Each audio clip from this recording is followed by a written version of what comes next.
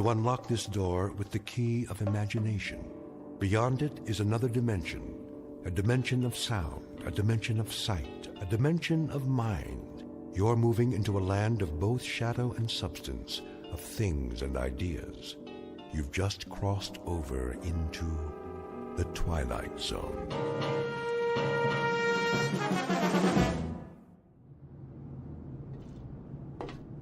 All right, men, we've got clear skies and a calm sea. Now let's get this ship back on course. Yes, sir. Mr. Smith, what is your present course and speed? Steaming on course 26 degrees true. Speed 10 knots, sir. Very well. Come right to new course 270 and indicate turns for 15 knots. Aye, aye, sir. Helmsman, come right to new course 270. Aye, sir. Coming right to new course 270. All engines ahead standard. Indicate 126 turns for 15 knots. Aye, sir. Engine room. All engines ahead standard 126 turns for 15 knots. Engine room answers. All engines ahead standard 126 turns for 15 knots, sir. All secure, Captain. Glad to hear it, Ensign. Any damage? No, sir. We took in a lot of water in the storm, though. That was one heck of a swell back there. I'm aware of the storm, Mr. Marmer. I'm also aware of the swell. And what I'm also aware of is that that boat was not properly hoisted. A 13-year-old Sea Scout would have rigged it in a stored position. Right, sir. You can tell the chief boatswain's mate that I want to see him in my quarters, on the double. Aye, aye, sir. Chief Bosun's mate Bell reporting his orders, sir. At ease, Chief. That shouldn't be too difficult for you, should it? Sir? That state of being at ease. You're the champion of the fleet when it comes to being at ease, Bell. I don't understand, sir. The devil you don't. This couldn't be clearer to you if it came in diagrams. You are the chief bosun's mate on board this ship. You run the deck division, you handle the rigging in and out, you supervise the heavy equipment, and there are 8 or 10 other cardinal duties you are responsible for. Not the least of which, chief bosun's mate Bell, is the proper securing of the whale boat. Now, last night we had a bad swell, and that boat should have been rigged in. Instead, it was left swung out, and as a result, she's 80% damaged and filled up like a swimming pool. Question, Chief. Where were you? Begging the captain's pardon. Don't beg my pardon. Just tell me, in a brief explanatory way, why you couldn't handle the initiatives of a chief bosun's mate, and why the efficiency of this ship has had to suffer as a result. We had 9 hours notice of that storm, Bell. This ship should have been 100% prepared. It wasn't, and I want to know why. I did all I could, sir. I haven't been feeling up to par. Did you report to sick bay? No, sir. Speak up, Chief. No, sir, I didn't report to sick bay. Hey, look, Chief. I'm not in the business to pistol whip my crew. I want a tight ship, that's true, but I happen to care very much if any one of my sailors has a problem and can't function because of it. You've rated 4-0 all the way down the line for as long as you've served on this ship. And then suddenly, in the past 3 days, you stowed all your seamanship in a trunk someplace and came up with a bunch of dumbhead boners that I would expect from a 17-year-old boot. Bell, what is the problem? There is a problem, huh? No problems, sir. I'll watch it in the future. All right, Chief. We'll leave it that way, then. If you want to bend my ear at any time, you know where my cabin is. I'm available. Keep that in mind. Yes, sir. I will, sir. All right, then. That'll do it. Aye, aye, sir.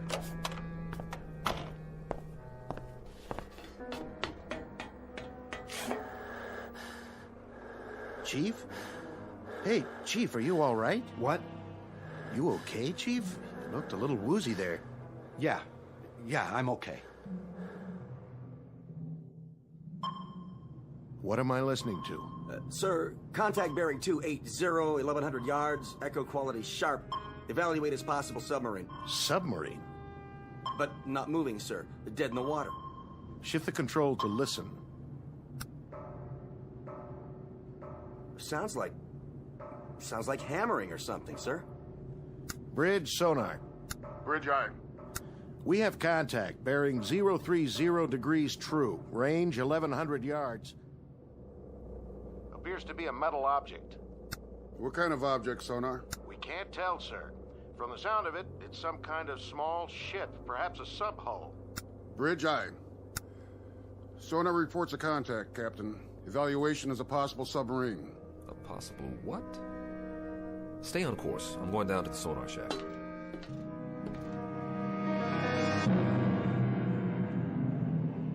Incident 100 miles off the coast of Guadalcanal.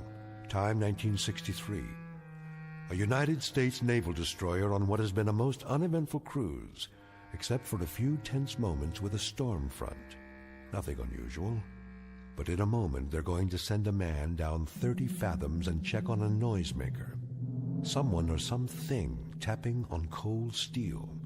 You may or may not have read the results in a naval report, because Captain Beecham and his crew have just set a course that will lead this ship and everyone on it deep into the Twilight Zone. And now, back to our story from the Twilight Zone, The 30-Fathom Grave, starring Blair Underwood, with Stacy Keach as your narrator.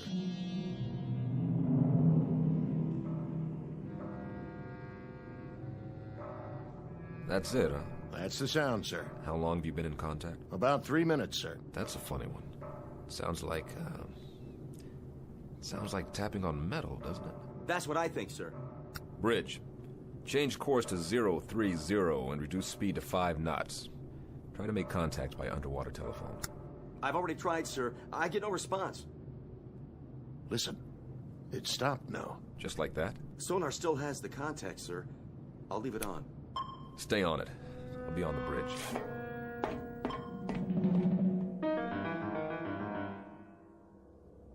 Steady on course 030.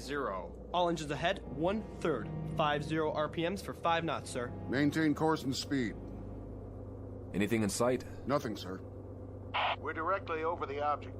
All right, all engines stop. All engines stop. Aye, sir. All engines stop. Engine room answers, sir. All engines stopped.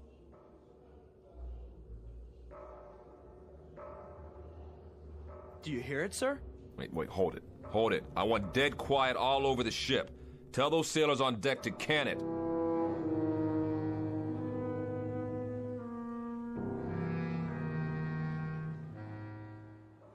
Ain't that a kick in the head? What do you suppose it is? Ghost, man. Ghosts. What do you think it is, Chief? I'm not sure. I've never heard nothing like that before. Stow it!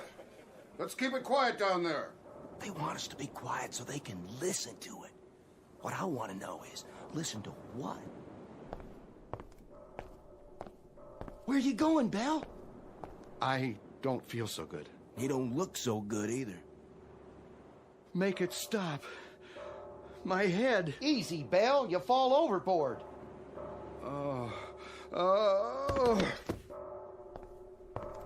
I said quiet out here. What's the problem? We got a man down, sir. What happened? Nothing. Looks like you fainted. We'll get him down to sickbay. Yes, sir.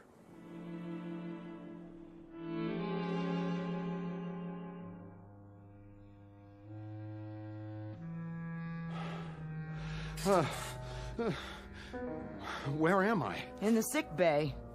You all right now, Belle? Yes, I'm okay, Doc. What? You blacked out up there. I said I'm okay. You better stay horizontal for a little while longer. I'm serious. Captain's orders. I'll be all right. I wouldn't doubt it, but right now you look like a Class A shipwreck. We still stopped? Still stopped.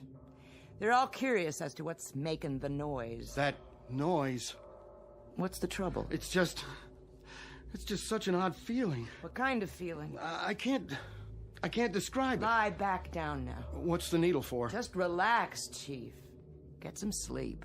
This'll help. Sure. Sure. That's all I need. A little sleep. Doc? Yeah, Belle? What do you suppose is down there? Don't worry about it.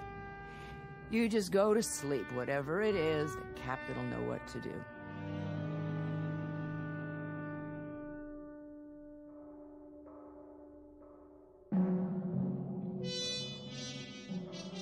I want you to stay grafted to me, Lieutenant. Sir? Take notes on everything that happens from now on. I may turn in a report that'll stick me on a garbage tanker or even a naval hospital. I want 15 witnesses at my hearing who are on my side. Could be a sub, and we could be hearing it. It's only about 30 fathoms. Yeah, sure, it could be a sub, mister. That's probably what it is, but what about this sub? Has it got 2 arms and a fist? Because somebody's making noise down there. We have a diver on board? Yes, sir. What's his name? McClure in the 1st Division. He's a qualified diver. Tell him to report on the double. We'll send him down. Have him knock on the door. I see. And then what, sir? We'll see who invites him in.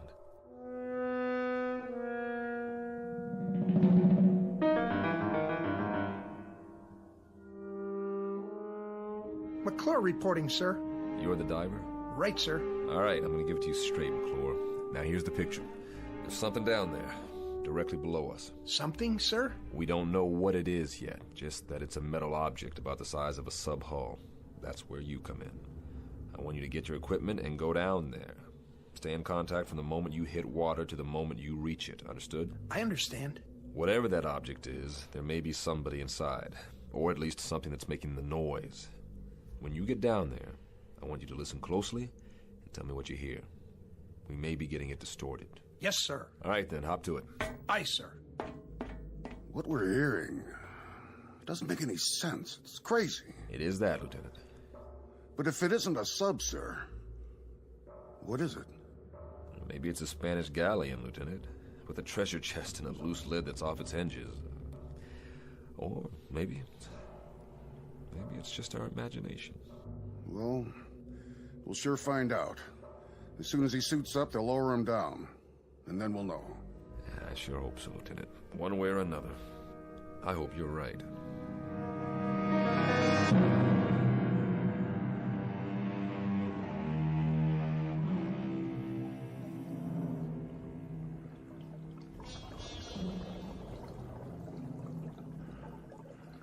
Bridge, can you hear me? Loud and clear. This is the captain. Keep talking. Yes, sir. What do you see, McClure? It's a sub, sir. No question about that. Have you reached her? I'm standing right alongside, sir. I don't hear anything, though. McClure? Her bow is buried about 15 feet into the bottom. I can't read any identification. It's covered. Or rusted over. On the side of the conning tower, McClure. Can you read a number there? No, sir. There's damage. Number's been obliterated. McClure, you hear that? Yes, sir, I do. It's coming from midship. I'm moving toward there now. Tap on the hull, McClure. See if you can get a response. Was that you, McClure? Yes, sir. No response, sir. I don't hear anything anymore. McClure, there should be 3 hatches. On the bow, on the conning tower, and on the stern. Is the ship upright? She's upright, sir. At about a 30-degree angle. I understand, McClure. Climb up on her deck and check the hatches. See if you can open them. The bow hatch is buried, sir. I can't get through to that. But wait a minute. I'll check on the one over the conning tower. McClure, what's the condition? The conning tower hatch is all bent, sir. I can't move the wheel. The whole deck appears to have been strafed. Wait a minute. Hatch on the stern the same way, sir. I can't turn her. Whoever she is, sir, she must have caught it. Say again, McClure. She must have what? Caught it, sir. The whole deck is pockmarked with shell damage. Machine gun damage, too. Is that you, McClure? No, sir. It's coming from inside the hull. Answer it, McClure. Answer it right away. This is crazy. McClure, can you pinpoint the sound? Can you tell precisely where it's coming from? I think it's... Wait a minute.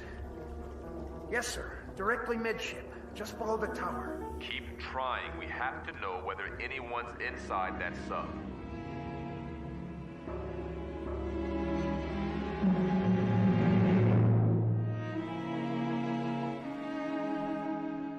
Now, back to the 30-fathom grave on the Twilight Zone. No more contact, sir. Stay on it for as long as you can, McClure. Come up when you're ready. Aye, aye, sir. Get the comm, officer. I want to send a message. Action is 7th Fleet, info to SyncPack. Appraise them of the situation. Get on it. Yes, sir. Radio bridge. Radio I. Captain wants a message. Action to comm 7th Fleet. Info SyncPack Fleet. Have located sunken sub. Position latitude 09-30-00 south. Longitude 160-48-00 east. Request, confirm location of all known sinkings this area. Will remain this area until further advised. Precedence, operational, immediate. Aye, sir. Any ideas, Captain? An even dozen, but every one of them nullifies the one ahead of it.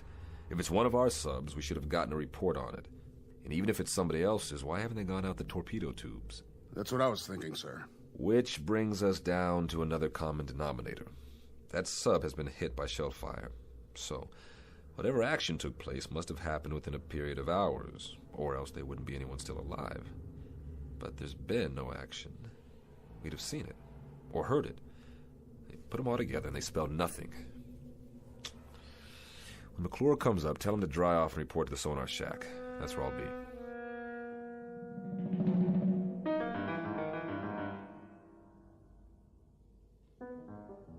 How you doing, McClure? Fine, sir. I could use some hot coffee. Well, you can drink a gallon of it if you want. Just tell me, what did we find out? I don't know, sir. I don't know either, Bosun. Just tell me what you do know. There's somebody inside her. I'd lay odds on that.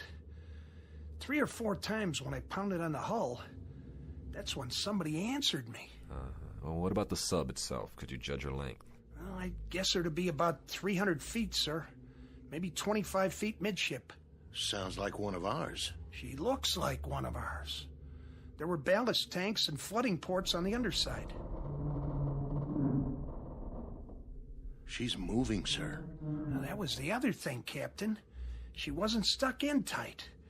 Deep, yes, but not tight. She seemed to be swaying. You still cold, McClure? I've been warmer, sir. And you will be again, but right now you're going to get colder. I want you to check her bow. Maybe she's pulled herself loose and you can finally read that number. Sonar, bridge. Go ahead, Bridge.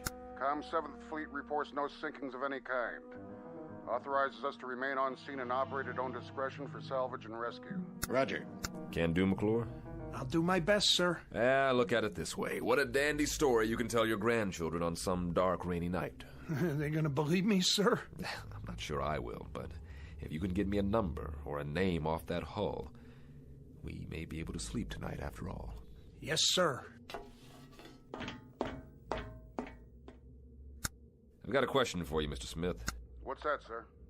If they're in there and alive and can't use the torpedo tubes, how do we get them out?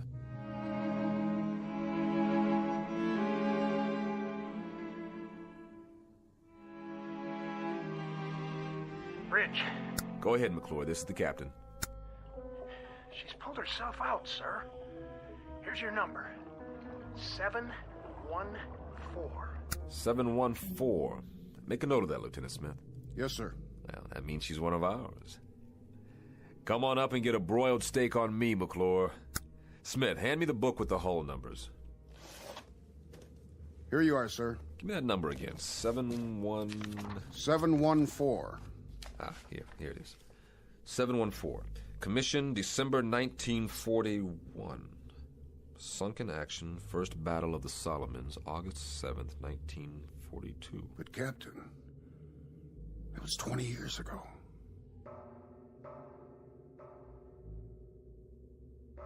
Then, Lieutenant, tell me something.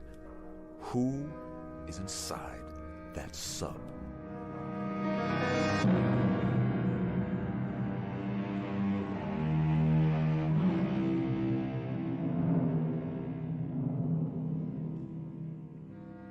Coffee, sir?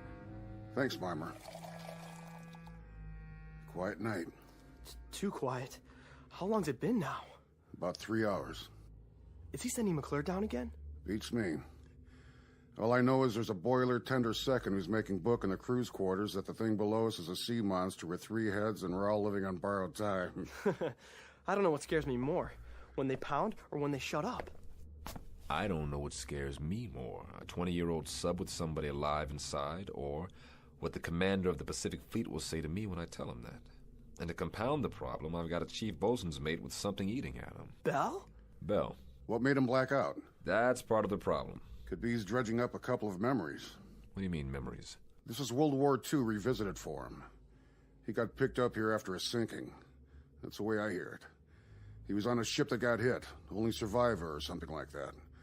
Got picked up from the water. Maybe it is dredging up some memories, then. Here we go again. What's the matter? They can't make up their minds down there? There's one more question, an important one. What's that, Captain? Who's they?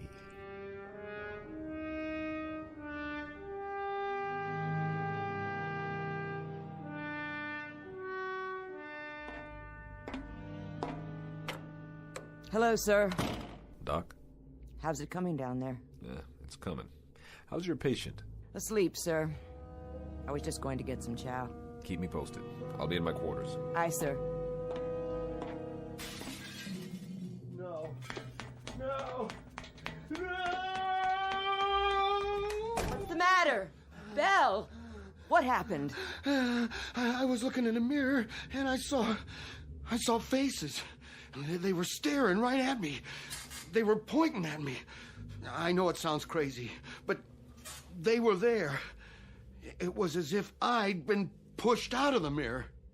Ordered out. That's why I had to break it, to make them stop.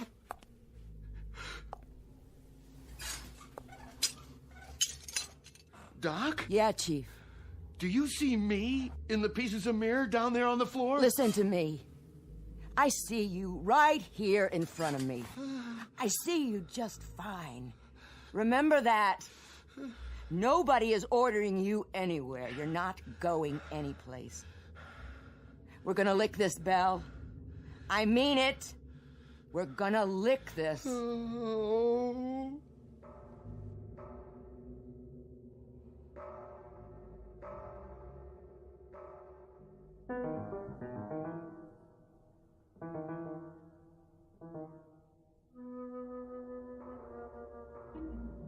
Same routine, huh? Same thing, sir.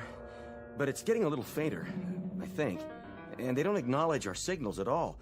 But it's definitely fainter. It's some piece of equipment. That's what it is. Something loose that's probably swinging back and forth and hitting a bulkhead. Possible. That's the only explanation. I mean, well, think about it, Captain. A 20-year-old sub in the deep six since the war? Who could be down there? Somebody who dies awfully hard.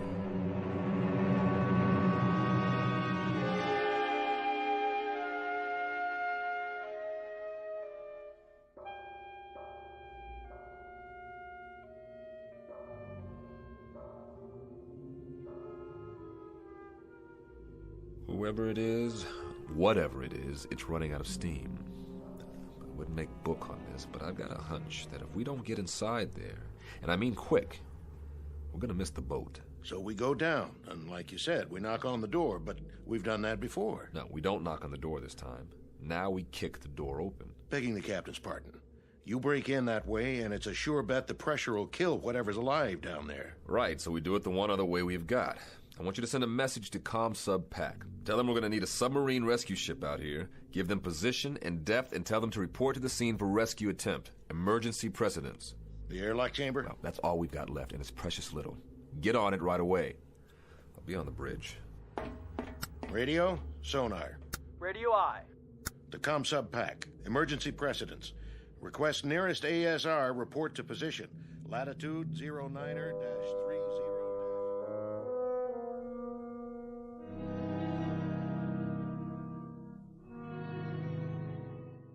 Doc, Yeah, you got a cigarette? sure, Belle.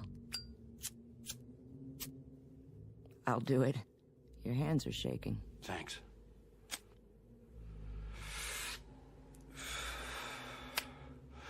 Doc, will you answer me straight? I'll try.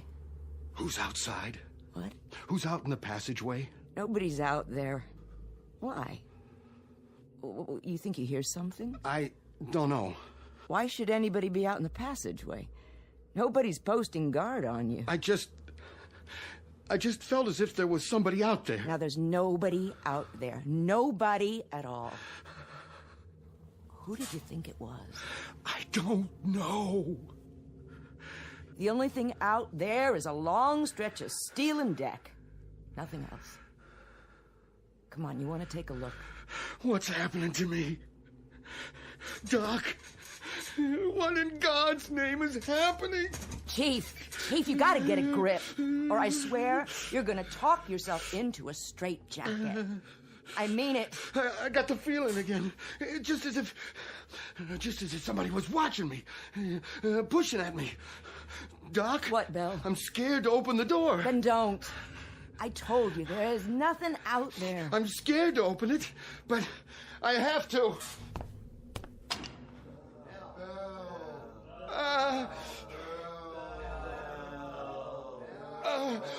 No! What did you see? Men! What men? All wet! Dripping wet and not alive! They were looking at me! Listen. I didn't see a thing, Chief, and neither did you. Oh. Did you hear me? All you saw was what your scared brain told you to see. That's what it was, what you've talked yourself into. Now pull yourself together, sailor. But I tell you, I saw it! Then I'll prove it to you. No! See? Nothing, I told you. What the... Water on the floor. And where did that come from? Piece of seaweed.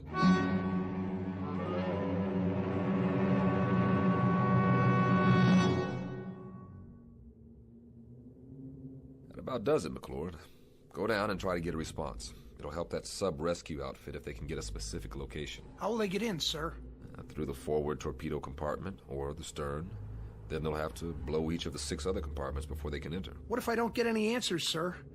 We haven't heard from them in almost a half an hour. If you don't get any answer, come back up. The rescue team will take it from there. No survivors then, sir. Is that what it'll mean? That's what it'll mean. They'll bring up bodies, not survivors. Okay, McClure, up to it. Aye, sir.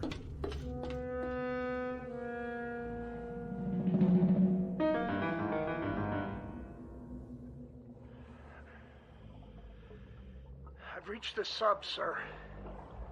The next noise you hear, that'll be me. Go ahead, McClure, pound away. Any response? None, sir. No response anywhere. Keep trying. Yes, sir. McClure?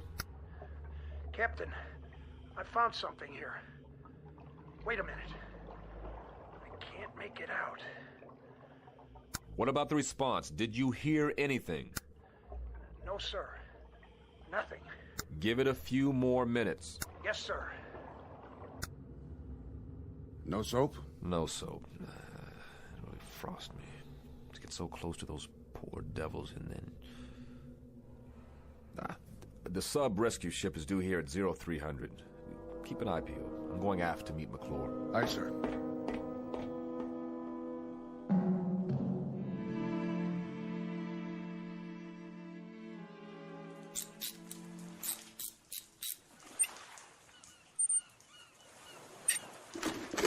Bet it feels good to get that helmet off. Oh. Yeah, it sure does.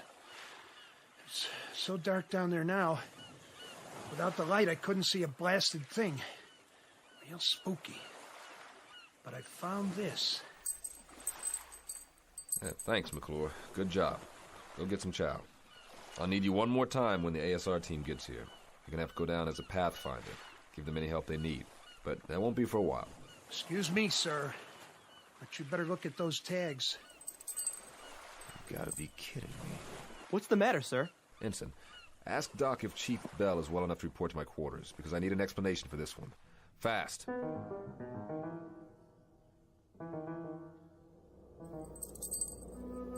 Go ahead, Bell.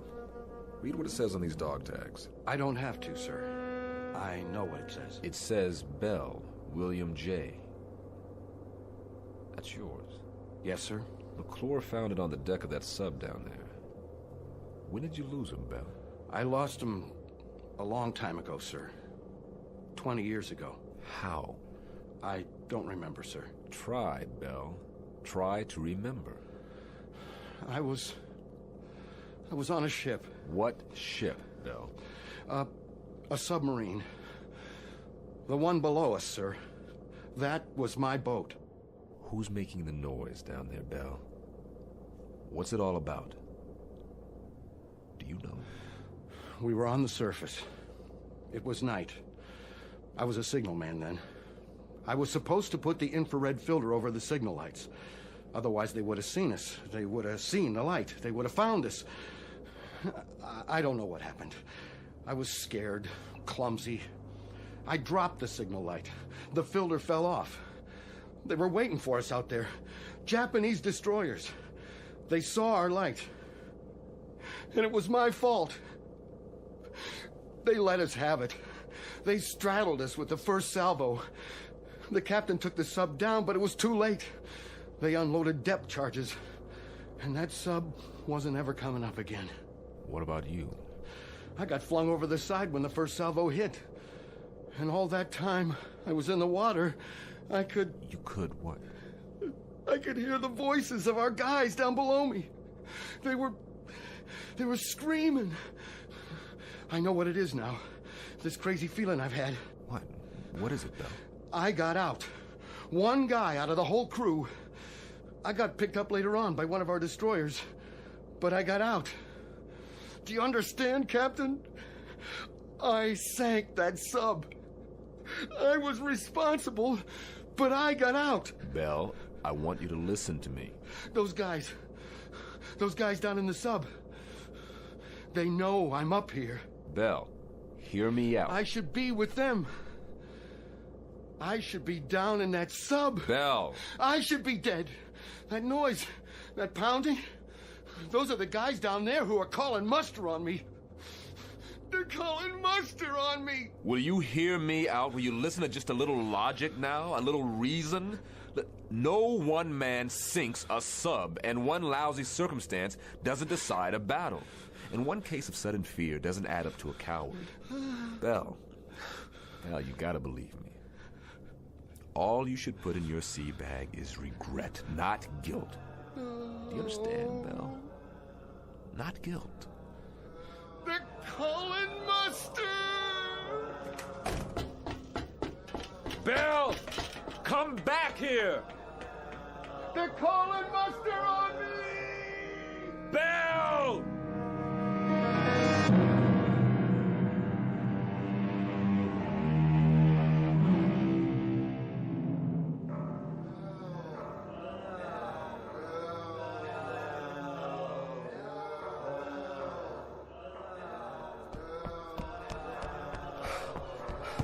Bell, get away from the rail. Now, that's an order. They're calling me! Man overboard! Starboard side!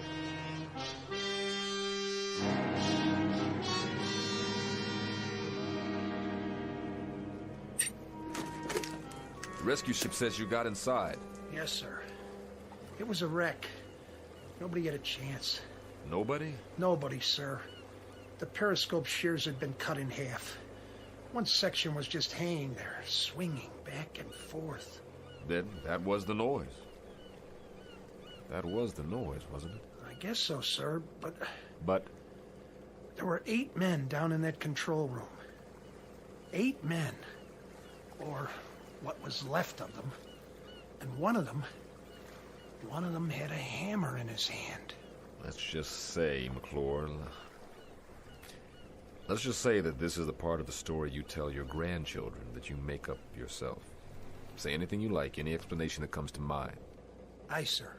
It's funny how long it takes some men to die, or to find any peace at all. Sometimes I think that's the worst thing about a war. Not just what it does to the bodies, but it does to the minds. So, you rest in peace, Mr. Bell. I think it's your due now. At long last, rest in peace.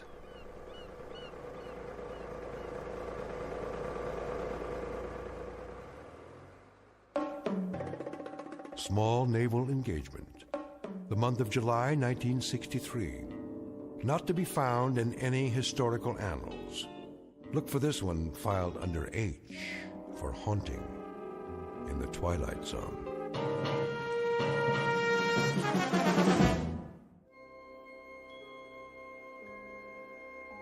Hi, this is Carl Amari, producer of the Twilight Zone radio dramas. I'd like to take a moment to tell you about our official website at twilightzoneradio.com, where you'll get the latest news and information on these Twilight Zone radio dramas. Plus, at twilightzoneradio.com, you can digitally download 3 free episodes or any of our episodes for only $1.95 each. In this age of ever-changing technology, we've decided to make these episodes instantly available to you by making the Twilight Zone radio dramas a digital download-only series. This means that this series will no longer be offered on CD. The CD collections at our website are now being offered while supplies last at buy one, get one free. So be sure to get your favorites before they're sold out. Be sure to visit us often, and I'll see you in the zone.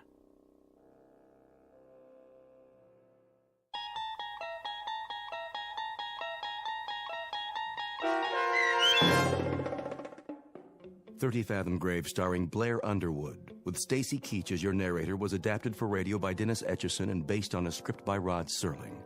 Heard in the cast were Richard Hensel, Rich Kominick, Linda Ryder, Turk Muller, Peter DeVito, Doug James, Rick Peoples, Roger Wolski, and Carl Amari. To learn more about the Twilight Zone radio dramas and to obtain audio cassettes and CDs of these programs, visit our website at twilightzoneradio.com. This copyrighted radio series is produced and directed by Carl Amari and Roger Wolski for Falcon Picture Group. Doug James speaking.